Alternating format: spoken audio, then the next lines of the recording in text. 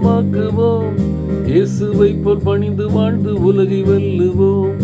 இளமை வாழ்வை இயேசுவுக்கு கிரயமாக்குவோம். இயேசுவை போல் பணிந்து வாழ்ந்து உலகை வெல்லுவோம்.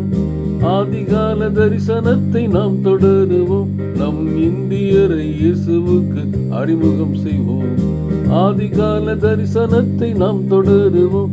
நம் இந்தியரை இயேசுவுக்கு அறிமுகம் செய்வோம். உயர்ந்த லட்சியம் இங்கு தேவை நிச்சயம். புதுமை ஜீவிதம் என்றும் நமது லட்சியம். வேத வாக்குகள் நிறைவேறும் சத்தியம்.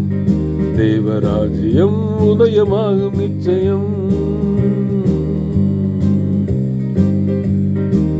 டியர் ஃப்ரெண்ட்ஸ், அன்பின் வாழ்த்துக்கள்.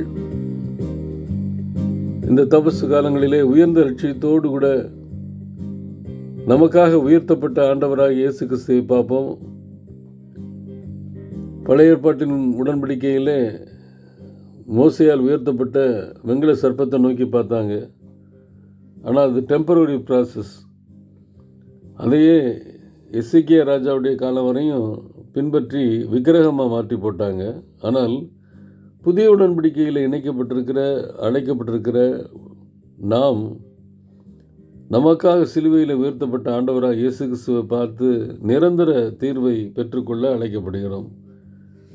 அதுதான் நமக்கு கொடுக்கப்பட்ட பாக்கியம் நன்மையும். உனக்கு பாக்கியம் நன்மை உண்டாயிருக்குன்னு சொன்ன உடனே ஆண்டவர்கிட்ட கேட்டேன். என்னை பழைய காரை மாற்றிட்டு புதிய கார் கொடுத்துட்டாரு. ஆண்டவர்கிட்ட கேட்டேன், இன்னொரு 2 வீடை கொடுத்தாரு அப்படின்னு சொல்லி ப்ராஸ்பரிட்டி காஸ்பல் பேசுகிறவங்களுக்கு மத்தியில் வாழ்ந்து கொண்டு இருக்கிற நம்ம ரொம்ப எச்சரிக்கையாக இருக்கணும். நம்ம ஆண்டவராக இயேசு கிறிஸ்துவை வழிபடாதவங்க நம்மளை காட்டிலும் பெஸ்ட்டு காரு, வீடு, சொத்துக்கள்லாம் வச்சுருக்குறாங்க. அதனால் உலகத்தின் மேல் வைத்திருக்கிற பற்றுறுதியை வைத்து ஆண்டவருடைய மகிமையை இடைவிடக்கூடாது. உலகத்தை ஜெயிக்கிற ஜெயம்தான் அவர் நமக்கு கொடுத்துருக்கிற விசுவாசங்கிறத மறந்துடக்கூடாது. அதை நம்ம உறுதிப்படுத்தி வேதத்தின்படி நடப்போம். வேதத்தை போதிக்கிற அநேகர் இன்றைக்கு வந்துட்டாங்க. போதனைகளை கேட்கலாம். கேட்டுட்டு வேதத்தை நம்ம தனிப்பட்ட விதத்தில் தியானித்து எது சரின்னு சொல்லி பரிசுத்த ஆவியானவருடைய ஆலோசனைப்படி நம்ம நடக்கணும். கேட்டு அதை செலக்ட் பண்ணணும். இல்லைன்னா தோற்று போயிடும். 2 கொரிந்தியர் புத்தகம் 5ஆம் அதிகாரத்தில் ஒப்புரவாக்குதலை குறித்து நாம் தியானித்து கொண்டிருக்கிறோம். அதில் 17லேருந்து அந்த அதிகாரம் 21வது வசனம் வரையும் பார்த்திங்கன்னா 2 காரியம். ஆர்ஐனா ரெவன்யூ இன்ஸ்பெக்டர்னு சொல்லுவோம். ஆனால் இந்த பக்கத்தில் அதை ஞாபகத்தில் வச்சுக்கிட்டு R for reconciliation, I for imputation அப்படிங்கிற மனசில் வச்சுக்கலாம். R I reconciliation and imputation. Reconciliation எங்கே பண்ணவர் யாருன்னா ஆண்டவராக இயேசு கிறிஸ்து. பண்ணப்பட்ட இடம் சிலுவை. இம்ப்யூட்டேஷன் அப்படிங்கிறத பற்றி நம்ம தியானிக்கும் பொழுது, என்னை நீதிமானாக்குவதற்காக அவருடைய அக்கௌண்ட்டில் பாவ கணக்கு போட்டுட்டார். என்னுடைய பாவ கணக்கு பேங்கிங்கில் தான் அதிகமாக யூஸ் பண்ணுற ஒரு வேர்டு இம்ப்யூட்டேஷன். நம்ம பணம் செலுத்தினோம்னா நம்ம அக்கௌண்ட்டில் பணம் போய் சேரும்.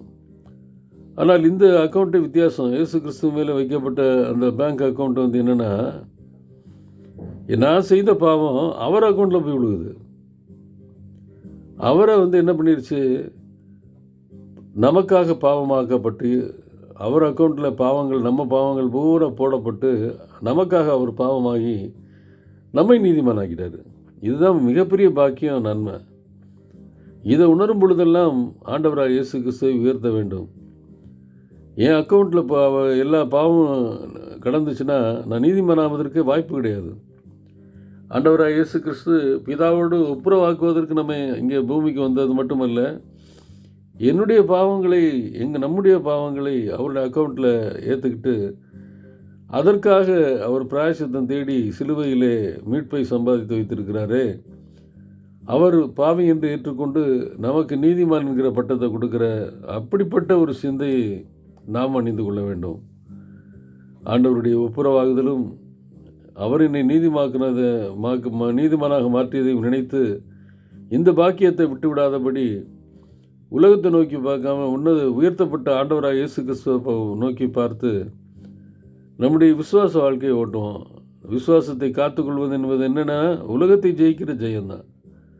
மற்றவையெல்லாம் நான் விசுவாசத்தோடு இந்த கேட்டேன்னு சொல்லி எனக்கு இது கிடச்சிச்சு அதை கிடச்சின்னு உலகத்தின் காரியங்களை பற்றி நான் பேசாதபடி விசுவாசத்தை காத்துக்கொள்வது என்பது உலகத்தை ஜெயிக்கிற அந்த ஜெயத்தில் விசுவாசத்தை காத்துக்கொள்ள வேண்டும். இல்லைன்னா விசுவாசத்தை நம்ம இடத்துலேருந்து சத்துருவான் எடுத்து போட்டுருவான். அநேக தவறான காரியங்களை வெளியிலேருந்து இல்லை உள்ளதான் நமக்குள்ளேயே அநேக காரியங்களை திட்டமிட்டு விதைத்து கொண்டிருக்கிறான்.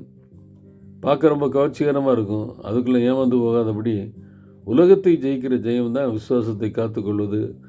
அதை இறுதி வரை அதை காத்து கொண்டோம்னா நல்ல போராட்டத்தை போராடி முடிக்க முடியும். ஆண்டவர் என்னை ஒப்புரவாக்கினது மட்டுமல்ல, பிதாவோடு நம்முடைய பாவங்களை அவருடைய கணக்கில் வைத்து அவர் பாவமாகி நம்மை நீதிமானாக்கிறார். இந்த பாக்கியத்தை ஆண்டவர் நமக்கு வைத்திருக்கிறார். அதை பெற்றுக்கொள்வதற்கு அழைக்கப்படுகிறோம்.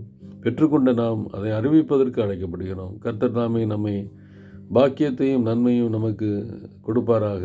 ஆமேன்.